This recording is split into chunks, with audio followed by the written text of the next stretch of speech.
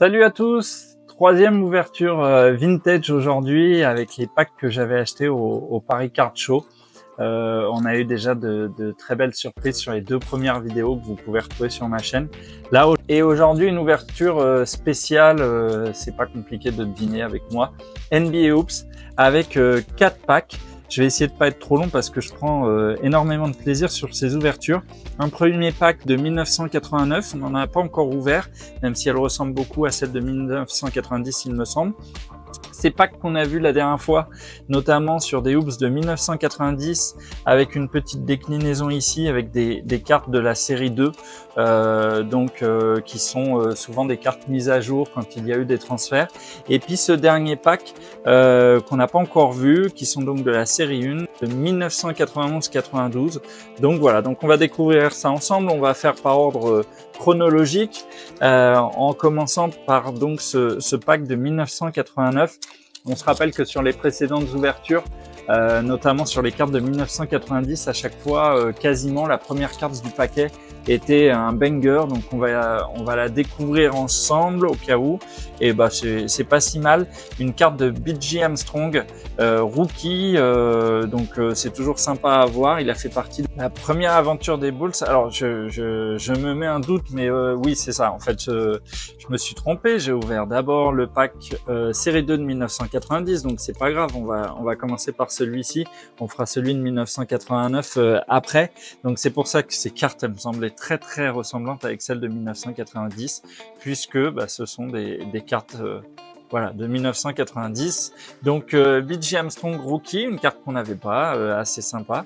On va faire un défilé avec les Dallas Mavericks, Roy Tarpley, joueur que je connais pas forcément. On fait toujours découvrir par le bas pour découvrir le club, les Washington Bullets. Normalement, ça va pas être une dinguerie. Charles Jones. J'essaye de pas être trop long, hein, parce que c'est dur de... Waouh, la carte de Patrick Ewing. Alors, j'avoue être un peu moins joyeux peut-être que la dernière fois, puisque c'est une carte qu'on a déjà sortie la dernière fois. Même si elle est quand même très belle. Celle-ci a un petit ah non, c'est la mention des copyrights, mais voilà, une carte très jolie. On va pas se priver de mettre les plus belles cartes en avant sur ce tirage. On va mettre aussi celle de B.J. Armstrong quand même.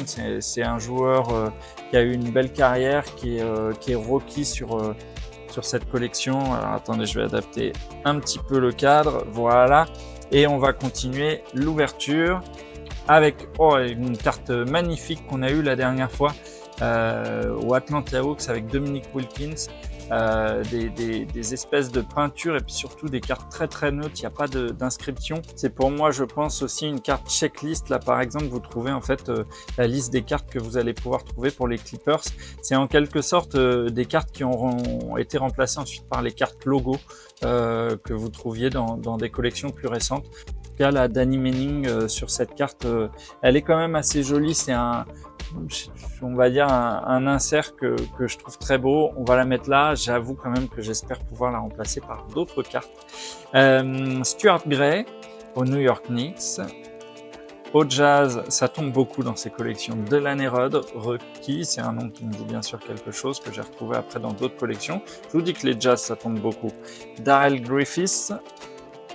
On continue à une jolie carte. Alors le joueur est pas extrêmement connu, mais c'était ces cartes draft où en fait on découvre un rookie, notamment sur la soirée de la draft. C'est les premières photos de ces joueurs.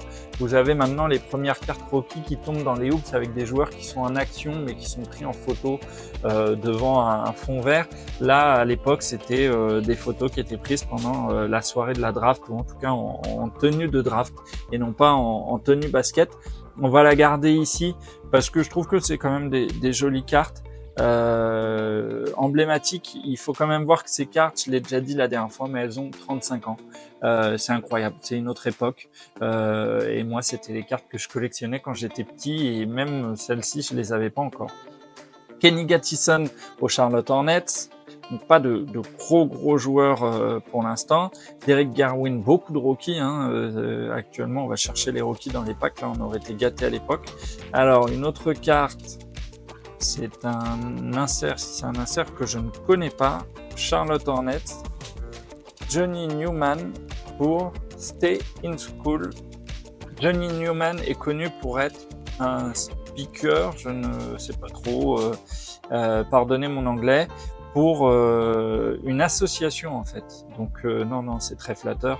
Je pense qu'il intervient dans une association et du coup c'est pour mettre en avant peut-être cette association.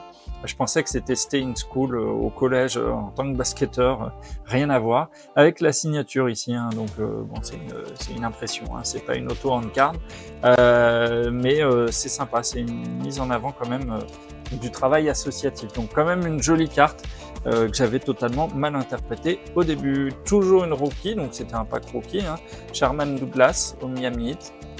Et puis derrière, à Seattle, et maintenant Oklahoma, Holden Paul Nice, gros intérieur qui a fait une grosse carrière. Il nous reste une carte derrière, Dallas Mavericks, René McRae. Je passe un peu rapidement sur ces équipes parce que je sais qu'à Dallas à l'époque, c'était pas non plus la folie. Alors, on va pas faire de bêtises, on va pas ouvrir la 89, on va rester sur les années 90 pour rester dans la même collection. Donc on va faire 90, 89, 91. C'est logique. J'aurais aussi pu tricher au montage, mais j'avais pas envie. Donc, on découvre ensemble Ricky Pierce, gros joueur des Milwaukee Bucks, un joueur qui a fait plusieurs équipes, mais justement là, cette année-là, sur sa carte, on montre qu'il a gagné le titre de 6e homme. Donc voilà, jolie carte. Les Utah Jazz, ça tombe toujours autant. Ah bah super, Karl Malone. C'est pas mon joueur préféré, mais c'est quand même une carte Karl Malone jeune. C'est quand même ultra impressionnant. On va pouvoir choisir où le mettre. Moi, je vais remplacer cet insert. Je vais pas le mettre trop près de Patrick Ewing parce que ça va faire des étincelles. Cliff Robinson en rookie, super joueur aussi. Je suis désolé, mais je pense qu'il va remplacer Chris Jackson parce que si je me trompe pas, on a eu ensuite des affrontements entre ces deux joueurs en finale NBA. Je pense que B.J. Armstrong y était toujours et du coup c'est marrant parce que je reconnais pas trop Clifford Robinson, donc est-ce que je me trompe? Mais je pense que c'est lui, hein, quand même, un Cliff Robinson au Portland Trail Blazers. Mais en tout cas, des jolies finales, il me semble, en 92, entre Portland et B.J. Armstrong. Et si vous vous souvenez de cette vidéo, Michael Jordan qui met plusieurs 3 points dans la même mi-temps et qui a un peu cette mimique en mode vous pouvez pas m'arrêter. Bon, maintenant le nombre de 3 points qu'il a mis, ce serait ridicule puisque la NBA est devenue en mode 3 points. Et bah Patrick Ewing, je parle, mais on va ouvrir. Patrick Ewing, incroyable. Je suis pas trop fan, je vous l'ai déjà dit, de ces cartes All-Star, mais là avec Patrick Ewing, franchement, j'ai rien à dire. Alors je vais la mettre à la place de sa carte de base qu'on avait déjà, parce que celle-ci aussi on va la garder, alors que le double on verra ce qu'on en fait. Je m'éclate toujours autant hein, sur ces ouvertures. Tony Campbell à Minnesota, à New York, Mark Jackson, joueur très emblématique de New York et il me semble des Indiana Pacers. Je crois qu'on avait déjà eu les Clippers, Winston Garland. Continue. Seattle avec Nat McMillan, joueur très emblématique aussi de ce club, associé ensuite à d'autres gros joueurs à Seattle. Allez, on fait défiler les New Jersey Nets, anciennement, qui sont maintenant les Brooklyn Nets, avec Bill Fitch, coach dont je ne me souviens pas, les Jazz. On va avoir la totale hein, des Jazz. Delaney Rudd en rookie. On avait déjà eu, je crois, dans cette collection, une autre carte All-Star Weekend pour un joueur de l'Est. Je vois pas Michael Jordan, non, numéro 11, je vois pas qui avait le numéro 11 à l'époque. Isaiah Thomas, joueur très impressionnant aussi. Alors moi j'avoue que je suis plus génération Patrick Ewing, donc on va garder celle de Patrick Ewing. Ça c'est la génération avant moi. Les Spurs avec David Wingate, je me souviens bien de ce nom. Une tête, une coupe de cheveux impressionnante. En tout cas c'est l'image que j'en garde. Les Spurs, un grand joueur, mais pour moi, c'est pas David Robinson. Hein. On reconnaît un peu à la morphologie. Caldwell Jones, et puis il me semble qu'il reste une carte ou deux dans cette collection. Peut-être Chris Mullin, non. Tom Tolbert, que je ne connais pas. Il reste une carte derrière. C'est des cartes assez fines, donc c'est toujours un peu dur de savoir. Au Bucks, ce n'est pas Giannis, c'est Greg Anderson. Jolie photo. Le monsieur n'a pas l'air commun, par contre. C'est pas grave, on va le laisser tranquille. Et nous, on va aller ouvrir le pack suivant. Alors que je ne me trompe pas, on revient un peu en arrière et on ouvre ce pack de 1989. Donc, je pense de la série 1. Et on a des informations avec des cartes de Orlando et Minnesota qui sont, je pense, des équipes qui ont intégré la NBA en 1989. Il va falloir aller vérifier dans les bouquins d'histoire si je dis des bêtises. En tout cas, on va découvrir ensemble donc cette nouvelle collection NBA Hoops un petit peu plus ancienne avec une carte directement All-Star Game. Tom Chambers, là ça fait très cheap et la coupe de cheveux fait très old school. Pour l'instant, je préfère les cartes de 1990. Les Jazz, décidément, avec Searle Bailey, les lunettes à l'ancienne. Là, vraiment des cartes très très très basiques. On est sur du NBA Hoops des débuts. Allez, les Warriors. Avec Mitch Richmond, très sympa. Mitch Richmond, joueur très très emblématique avant qu'il aille notamment au Sacramento Kings. Moi, c'est une carte que je vais garder. Ça commence à être dur de faire le choix. Allez, à la place de BJ Armstrong et Jerome Lane au Denver Nuggets. On n'avait même pas le logo à l'époque. C'est vrai que je vous ai pas montré l'arrière des cartes. Voilà, très basique. À l'époque, on avait une photo. Et c'était le cas aussi sur les cartes de 1990. Et puis toutes les lignes de stats. C'était vraiment une petite bible pour ces joueurs. On retrouvait plein d'infos. Donc voilà, et c'est vrai que c'est des cartes où il y avait la photo derrière. On va continuer l'ouverture. On reprend le paquet. J'essaye de pas me spoiler avant vous. Avec Shelton Jones et qui est donc voilà, ça fait promo magasin, donc une nouvelle équipe, les Timberwolves. J'aurais quand même pas mis ça, ça gâche un petit peu la carte, on l'a compris, mais ils auraient pu le mettre au dos. Mais en tout cas, une carte des Minnesota Timberwolves. Les Bucks de Milwaukee avec Paul Mokeski, je ne connais pas. Philadelphie avec Mike Minsky. Super prononciation, je suis sûr que je ne me suis pas loupé. Les Miami Heat avec Ronnie Sekali, et ça c'est un nom qui me parle. Les Phoenix Suns avec le coach Fitzsimmons, coach connu en NBA. Les Bulls, alors attention, pourquoi pas? Alors peut-être. Et j'y crois, et oui, super. Oh là là, on est tombé la dernière fois sur du Michael Jordan en 1990, et là la Hoops de Jordan en 1989, magnifique. Et j'ai eu une chance de fou sur ces ouvertures. Franchement, je kiffe, c'est incroyable. Tomber sur une carte de Michael Jordan de 1989, rookie en 84, et là, fantastique, fantastique. Il me semblait bien que la tenue de balle, la confiance, que ça pouvait être lui. Et là, forcément, elle prend une place. Allez, Cliff Robinson. Là, c'est extraordinaire. Alors là, on a un paquet Jordan, Malone, Richmond et Wing. C'est incroyable. J'ai un coup de chaud là. Je kiffe de ouf. J'espère que vous kiffez. Laissez-moi des pouces bleus si vous aimez ces cartes. Mais là, celle-là de Jordan, je crois qu'elle est encore plus belle que celle de 1990. Allez, je fais une petite parenthèse temporelle. Je suis allé vous chercher celle qu'on avait ouverte en 1990. Difficile de choisir. Je crois que je préfère celle de 1989. Elle est tellement sobre. La photo, c'est vraiment du Jordan. Je sais pas. Dites-moi en commentaire. 89, 90, vous préférez laquelle? Franchement, là, c'est dur de choisir, mais en tout cas, c'est génial de trouver ces cartes. Allez, on reprend nos esprits, on continue l'ouverture. Terry Cummings au San Antonio Spurs. De toute façon, moi j'ai trouvé ce que je voulais. Là, je suis déjà hyper content. Dallas Mavericks, le coach John McLeod, on le connaît pas, c'est pas grave, on s'en fiche.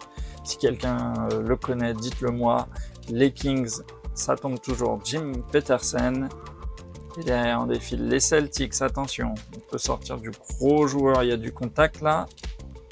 Et Kevin McHale assez emblématique, mais pas mon joueur préféré au Celtics, qui n'est pas non plus d'ailleurs mon équipe préférée. Aux Rockets, alors c'est un arrière, donc c'est pas forcément les joueurs qu'on cherche aux Rockets, mais Eric Floyd en suspension. Le mec est suspendu, il flotte en l'air et jolie photo quand même. Et voilà, c'était la dernière carte pour ce pack. L'année 89 là nous a bien servi. Il reste une année. On va quand même pas faire le back-to-back. On a la carte de 89 de Jordan, on a la carte de 90. Est-ce qu'on va trouver celle de 91?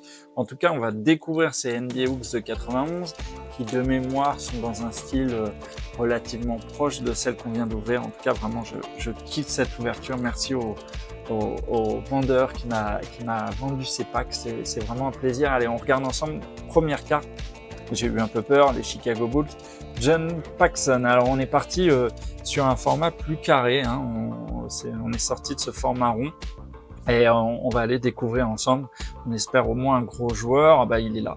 Il est là, mon gros joueur. Hein. La carte est à l'envers.